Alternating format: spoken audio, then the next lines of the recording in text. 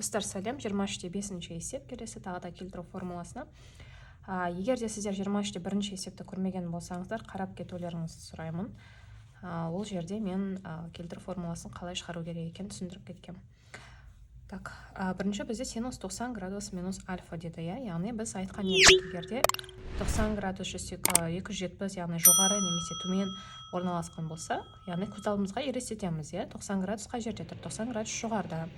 Яғни біз басымызбен қараймыз, жоғарыға немесе төмен қарайтын болсақ, бұл функция өзгереді деген сөз деп жауап береміз. Яғни бізде 90 градуста жоғарыда тұр, яғни функция өзгереді. Яғни біз синусты косинус деп жазып аламыз, косинус альфа. Енді таңбасын қараймыз. 90 градус минус альфа деген 90 градустан кіші деген сөз, яғни бірінші ширекте жатыр, косинус альфа бірінші ширекте, таңбасы оң, яғни осылай қалады. Келесі, мына жерде косинус 180 плюс альфа дейді. 180 деген бізде сол жағымызда тұр, яғни басымызды қараймыз сол жағымызға. Так, онда біз басымызды шайқап жатырмыз, жоқ деп айтамыз. Функция өзгермейді, яғни өзгермейді болғаннан кейін косинус альфаны жазып аламын. Енді таңбаны қараймыз. 180 плюс альфа деген ол менде 180-нен жоғары, яғни үшінші ширекке кетеді деген сөз. Үшінші ширекте бізде шыққан мына косинустың таңбасы минус, сондықтан минус косинус деп аламыз. Плюс келесі котангенс. Котангенс 270 градус деді. 270 бізде төменде орналасқан, яғни басымызды төмен түсірді. Яғни деп жауап бердік, функция өзгереді. Яғни котангенсті біз тангенс альфаға ауыстырып аламыз. Так, 270 кіші минус альфа деген ол менде үшінші ширекте жатыр деген сөз. Үшінші ширекте тангенстің таңбасы плюс болып қала береді. Келесі, так, тангенс 360 деді. 360 бізде сол жағында жатыр. Оң жағында жатыр. 360 градус деген, яғни басымызды бұрдық, басымызды шайқадық, жоқ. Функция өзгермейді, тангенс альфа қалады. Тангенс альфаны жазып қойдық. Енді ширекті қараймыз. Ширек бізде төртінші ширекте тұр, төртінші ширекте тангенс пен котангенстің мәндері минус еді. Енді осыны ары қарай шығарайық. Сонда жақшаларды ашып беретін болса, косинус альфа, минусымен жазамыз, минус косинус альфа, плюс тангенс альфа. Мына жерде минус тангенс альфа шықты. Сонда бізде мыналар екеуі жойылады. Жауабы бізде 0 шығады екен. Келесі косинус 90 градус плюс альфа минус синус 180 градус плюс альфа плюс котангенс 270 градус плюс альфа. Достар, менде көршілерде ремонт жүріп жатыр, сондықтан егер дауысым кедергі болып жатырса кешірім сұраймын. Так, косинус 90 градус. 90 градус жоғарыда, яғни жоғары төмен болатын болса, функция өзгереді. Синус альфаға өзгертеміз. Таңбасын қараймыз. Таңба 90 плюс альфа деген, ол менде екінші ширек. Екінші ширекте синустың таңбасы оң. Достарына шыққан функцияның таңбасын қараймыз. Синус екінші ширекте оң таңбамен қалады. Так, минус синус 180 градус. 180 менде сол жағында тұр, сол жағында тұрса, сол жақта оң жақта тұрса, онда функция өзгермейді дейміз. Синус альфаны қалдырамын. Енді таңбасын қараймыз. 180 плюс альфа үшінші ширек. Үшінші ширекте синустың таңбасы минус, яғни мен мынаған минус синус альфа деп жазамын. Так, плюс котангенс 270. 270 төменде орналасқан. Төменде болса, онда функция өзгереді. Тангенс альфаға ауыстырам. 270 плюс альфа деген ол менде төртінші ширек. Төртінші ширекте тангенстің таңбасы минус. Так, плюс тангенс 360 плюс альфа. 360 менде оң жағында тұр, яғни функция өзгермейді, басымызбен қарадық оң жағымызға, басымызды шайқаймыз, жоқ, өзгермейді, онда тангенс қалады. Енді несін таңбасын қарайтын болсақ, 360 плюс альфа деген 360-тан асады деген сөз ғой, ол асады, мына бірінші ширекке қайтып келеді, яғни бұл бірінші ширек. Бірінші ширекте тангенстің таңбасы плюс таңбамен қалады. Так, енді тағы да мына нелерді ашайық, жақшаларды. Мына минус пен мына минус бізде плюс синусты береді. Мына жерде тангенс минусмен шықты, минус тангенс альфа плюс тангенс альфа. Мына екеуі қысқарады, сонда менде 2 синус альфа шықты.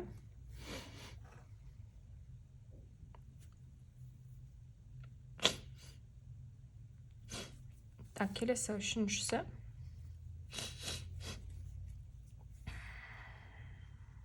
Косинус